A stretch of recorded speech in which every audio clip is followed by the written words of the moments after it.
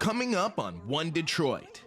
The daughter of trailblazing businesswoman Florine Mark shares memories of her late mother's professional and personal achievements. Plus, we'll talk about 2 Detroit nonprofits providing help and hope for the homeless this holiday season. Also ahead, we'll take you to a Polish Christmas Eve dinner tradition, and we'll have some ideas on how to spend the weekend in Metro Detroit. It's all coming up next on One Detroit. From Delta Faucets to Behr Paint, Masco Corporation is proud to deliver products that enhance the way consumers all over the world experience and enjoy their living spaces. Masco, serving Michigan communities since 1929. Support for this program is provided by the Cynthia and Edsel Ford Fund for Journalism at Detroit Public TV. The DTE Foundation is a proud sponsor of Detroit Public TV, among the state's largest foundations committed to Michigan-focused giving. We support organizations that are doing exceptional work in our state. Visit dtefoundation.com to learn more. Nissan Foundation, and viewers like you.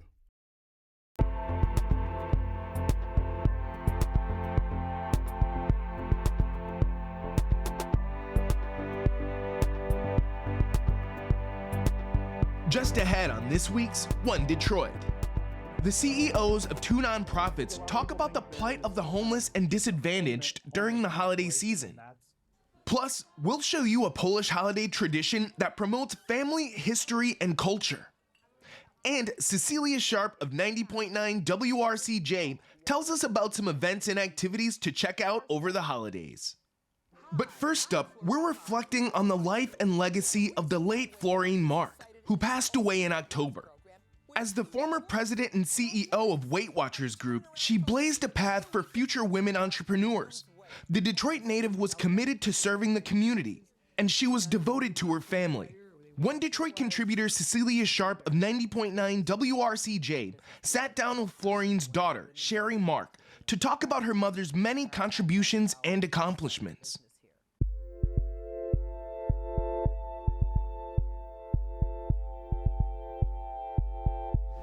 Commercial science with honors too. Oh, she yes. like that with honors. Yes, ma'am. My guest today is Sheri Mark, daughter of the business maven Florine Mark, who had the highest amount of franchisees of Weight Watchers in the Weight Watcher history. And we are here to talk about the legacy of your mother. You're the eldest Yes. of 5. Yep. And she was going back and forth to New York to a program called Weight Watchers. Yes. And after being a part of the program, she lost 50 pounds. What moved your mother, Florine Mark, to start the Michigan franchise of Weight Watchers? You know, that was a time when women, you know, maybe you worked at the shoe store selling pantyhose, because I know that women weren't allowed to sell the shoes. But she saw this opportunity because there was nothing like it. And she was a very good speaker. She always loved to be on and you know, do things in the community, and luckily had the foresight and the entrepreneurial foresight to say, I'm gonna start this here. I'm gonna do this franchise. It was just starting in New York. She started it in a little synagogue on 7 Mile, and my mother was the lecturer. At that time it was called the lecturer, the leader. So it started with 1 class, and it really grew. You know, my mom was a very dynamic speaker, and so a very good motivator, and people would come, and it really was a good program. I don't like to call it a diet. She never liked to call it a diet. It was a very good program. And it's also, you know, it's a support group. You would come once a week, or more if you needed it, and you would be with other people, so everybody was supporting each other, and my mom loved that. She loved to put all these people together, and so that grew very quickly from that first class to many, many, many classes.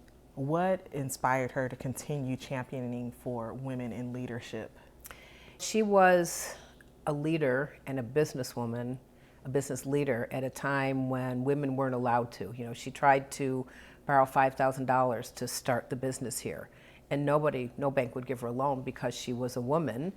I think she just always felt that as a champion for women, you know, she always told us, as did my grandparents, that, you know, you can do anything you want to do if you try. And she did so much, not only with Weight Watchers, not only with advocating for women, but she served on numerous boards. Mm-hmm. Where did she have the time to do it and give so much? She always told me, and I'm sure my siblings, that You make time for what's important to you. I always learned that, if I got up in the morning and I was healthy, I had to give back in some manner. And that's where I think all of her charitableness and chairing boards and making a difference. She wanted to make a difference. And as a leader, when you're on these boards, you make a difference. You're setting policy and you're doing great things. And I think that's where it all came from.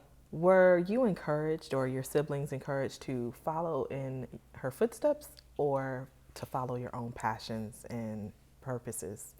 Everybody worked in the business.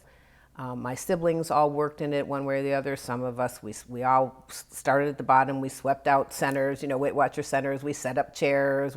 My grandmother was behind the scale. So everybody, the whole family, which was wonderful. It was wonderful. It provided like a really nice family business for everybody. We all took a part in decisions of it and things, even if you weren't, working in there on a daily basis. My grandparents didn't have a lot of money, and so she didn't go to college, and she married young, and so this was her way of giving back and taking care of everybody. She now has, I think, 6 degrees from, Wayne and Oakland and UAD and Lawrence Tech, and it's beautiful. She loved it. We would go with her. She was so honored to get those degrees. But she encouraged us. College was always a given. You went to college. So my one brother's a doctor. I'm a nurse and attorney. My sister and her husband worked in the business. My other brother's an attorney. She encouraged us to go out and do and be successful in things that we felt were important to us. How do you want the world to remember Florine Mark? Oh, I want the world to remember her as a person with a really good heart, a motivator for not only women, but especially women, but women, men, children, motivating people to go out and make a difference and to love your family every day. Her signature was love, love, love, to fight for peace and be kind for people and good sense of community and give back. You don't have to be really wealthy to make a difference in the world. You really don't, whether you give a sandwich to a homeless person or whether you volunteer at a forgotten harvest or something. I think her greatest accomplishment is her family, and she would tell you that. She loved having her family around. Her other, equally as important, greatest accomplishment is being a woman entrepreneur and being that role model for women. The world and us, I think my mother considered everybody her family. And you can see a documentary about Florine Mark titled Bravo, Florine Mark, here on Detroit Public Television this Sunday, December 17th at 7 p.m. Although the holiday season is a joyful time for many, it can be difficult for others, such as the homeless and disadvantaged. An increasing number of people are seeking shelter or facing food insecurity due to the pandemic, inflation, job losses, and other factors. American Black Journal host and One Detroit contributor Stephen Henderson spoke with the CEOs of 2 Detroit nonprofits that are helping those in need during the holidays and beyond.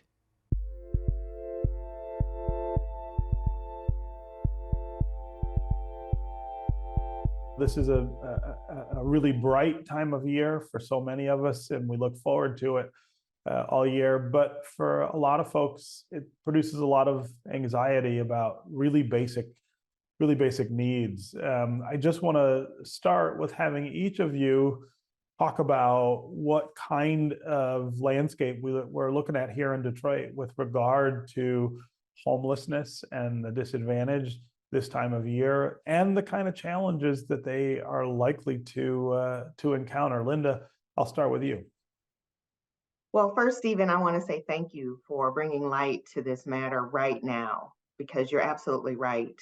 And with the pandemic, we saw a lot of heads of households that were affected by COVID-19 who are no longer with us. And so what we've seen at NSO is a lot of those families are really struggling to make ends meet and meet those basic needs for their family. We're seeing a tremendous increase in homelessness of women and children. I've had some conversations with the city and other providers in our community about what we can do right now. We at NSO can do right now. And we are starting a Housing First Fund. Thanks to United Healthcare, Huntington Bank, and Meridian Health Plan, we're able to put some dollars in a pool for all those calls that we get to help people stay in their homes, that eviction moratorium is now lifted and people just aren't able to pay that back rent. So we want to keep people housed during this cold season. You know, we offer a full continuum of homeless solutions, but let's first keep people housed. Let's try to keep people in their current homes. Yeah. So that's what our Housing First program is going to do. Chad, I want to hear from you as well about what you feel like we're confronting in this community and what it looks like. Well, unfortunately, this time of the year has not been what we expected. I mean, we have been working diligently with a lot of other organizations in the city to make sure that the homeless individuals numbers will be less, but unfortunately right now is way higher, as Linda was talking, especially for women and children. And also for men as well, the number is not decreasing at all. Matter of fact, the latest report showed that there was about 7% increase over the last year of homelessness. And those are due to many factors. Linda had shed light on the COVID-19 impact, but also the economy. The inflation is a big part of it.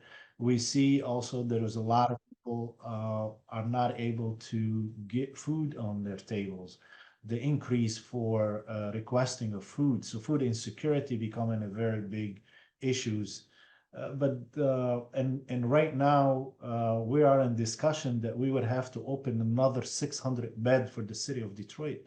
As we speak right now, there's a lot of talks about how can we come up with 600 beds, which we are already working on another. I mean, we're providing probably about 400 so far.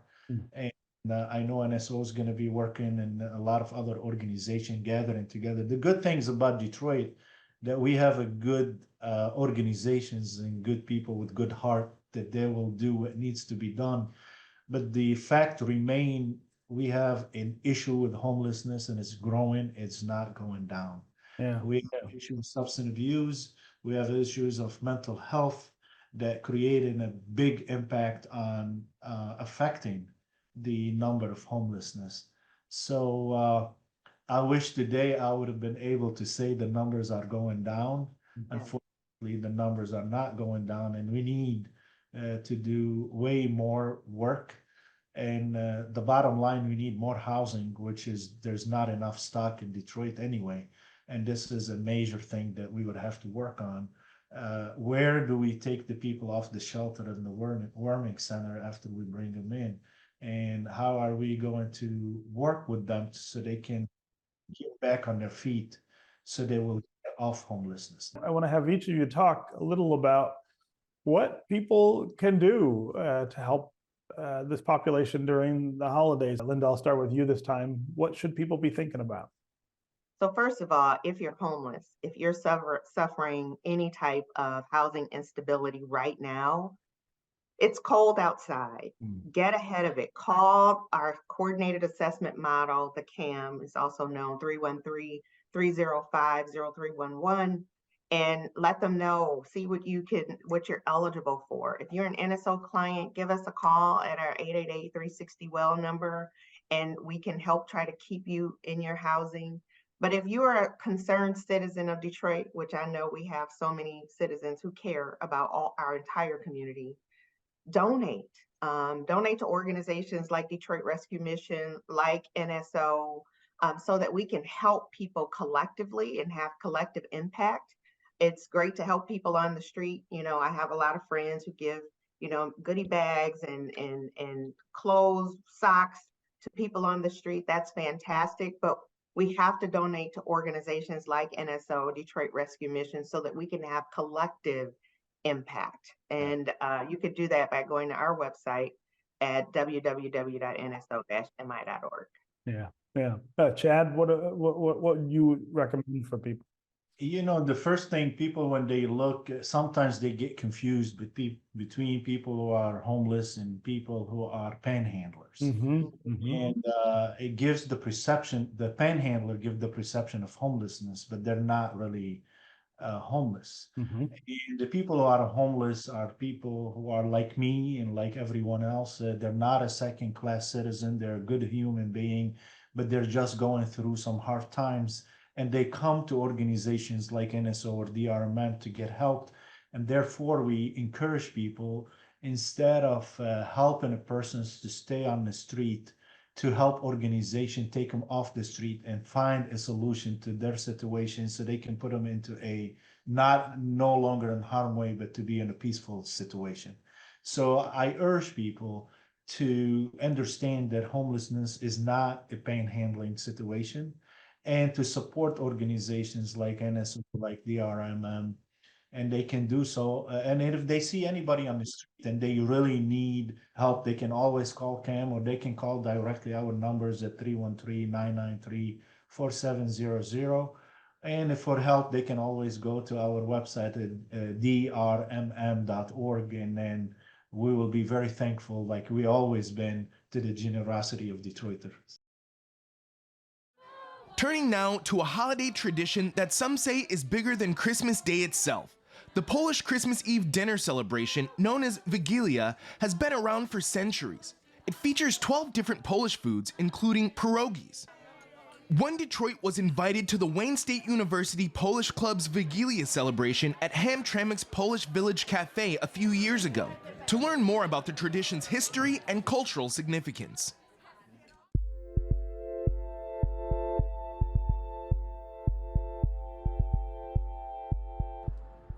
A December weekend in Hamtramck, the Polish Village Café, where there's a Wigilia celebration about to begin. Okay, we'll figure it out. Alina Klint hosts the gathering. Vigilia, the word comes from the Latin, which means to watch.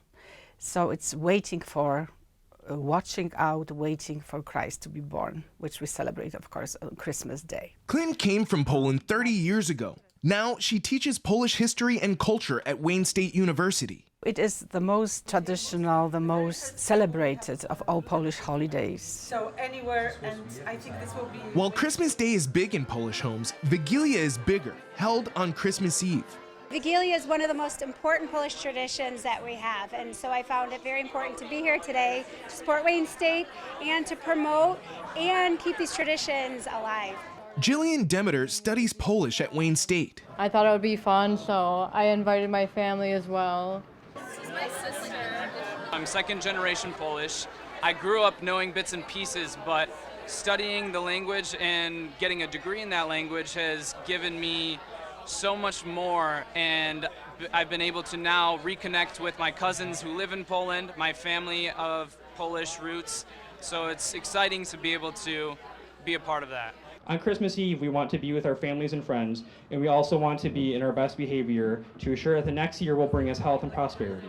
In Poland, the run-up to Wigilia means fasting, but not too much. They try to eat very lightly, a little bit throughout the day, maybe 2 little meals, and then they would sit down to this very sumptuous, however meatless dinner. And this meatlessness of this dinner is because it's still fast before Christmas. It's not Christmas yet. Some might think of Hamtramck as far as local Polish history goes. Many Poles came to work at the Chrysler assembly plant, the massive Dodge main complex that closed in 1980. But the Polish story in Detroit starts even before that. Since Polish women at the beginning of the 20th century, a lot of them worked in cigar industry, and not many people know then before Detroit had that automotive industry, which is Detroit so famous of, cigar industry, which Detroit was famous of. Poles came not just to Hamtramck and the east side, they established parishes on the west side along Michigan Avenue. Lori Gomulka-Palazzolo documents the Polish-American experience there. With me, my interest really peaked when my dad passed away. My dad was a Polish-American musician. He was quite famous in the Detroit area. His name was Ted Gomulka. He was a trumpeter. Polish-American jazz musicians created polka music, popular in Detroit. Ted Gomulka appeared regularly on radio and television. He was a Decca Records recording star. He had his own polka band for many, many years. And when he passed away in 1998, he had this sort of sense, this feeling that nobody was going to care, nobody was going to remember anything that he had accomplished in his life.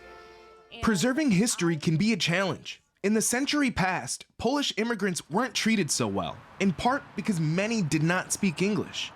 They were also Catholics. That was the time when Catholics were not really looked at very favorably. Many also despised and ridiculed Polish Catholics, fearing their allegiance was to the Pope and not their new country. We really didn't celebrate Wigilia when I was growing up. When I was very little, we lived in the attic of my grandfather's house, not far from here. I grew up in a Polish-speaking household, and I'm now fairly fluent in Polish, but I was forbidden to speak Polish because my father's family back in the 50s didn't want anyone to know that we were Polish. Back in the kitchen, Marta Baroka and Zalcha Kuras coordinate the delivery of the delicacies. We don't microwave anything. We don't even have a microwave. No, it just gotta be freshly baked or fried. Traditional Wigilia is 12 dishes. 12 is the limit. You can't have anymore. You're not able to eat anymore. First, there's opłatki. That's plural for opłatek, a thin rectangular wafer.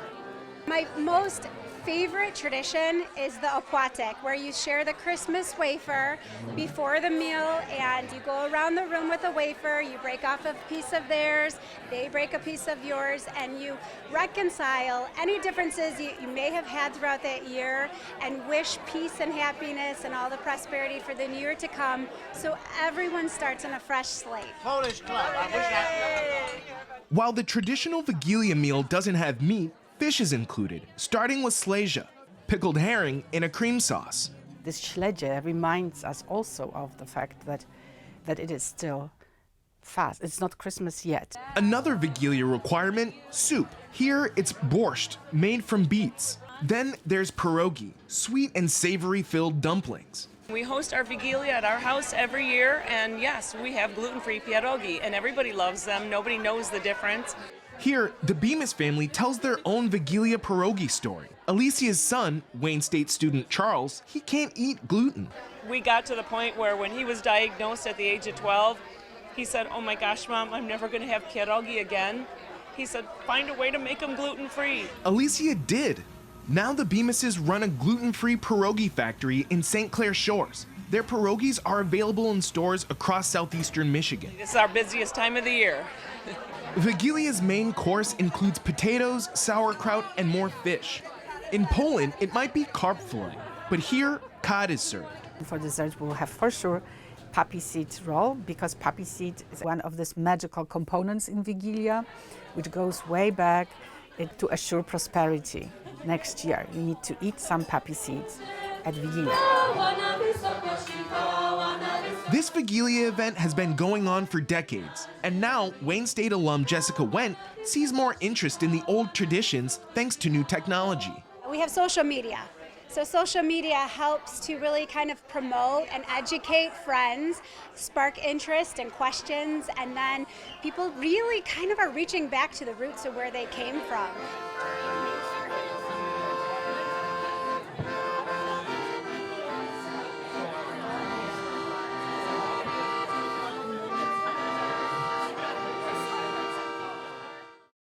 If you're looking to take a break from all the holiday shopping and planning, there are a lot of events in the metro area that will provide a festive distraction.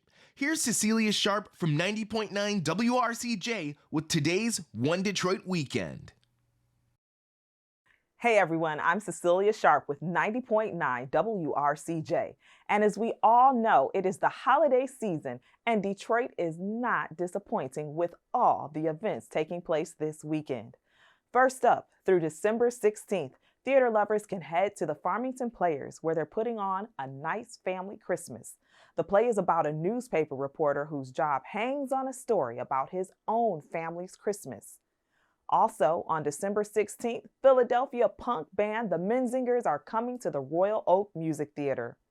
On Sunday, it's a holiday classic. The Mannheim Steamroller is stopping by the Fox Theater for its Christmas tour. If you're looking for an interesting exhibition, look no further than the Charles H. Wright Museum of African American History, where D-Tree Studio, the past, present, and future of Detroit trees, is up through December 17th. The exhibit is in partnership with the College for Creative Studies and delves into a 5-year journey of building a new relationship with the city's trees. Then, if you want to up your culinary skills before hosting your holiday party, go to Merrill Butcher Shop and Restaurant for holiday charcuterie building with Chef Sarah Welch on Wednesday, December 20th. Plus, there's so much more to do in and around Detroit, so here are a few more events. Have a wonderful weekend.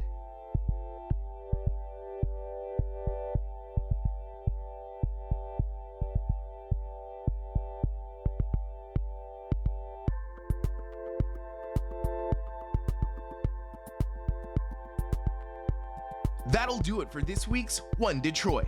Thanks for watching. Head to the One Detroit website for all the stories we're working on. Follow us on social media and sign up for our weekly newsletter.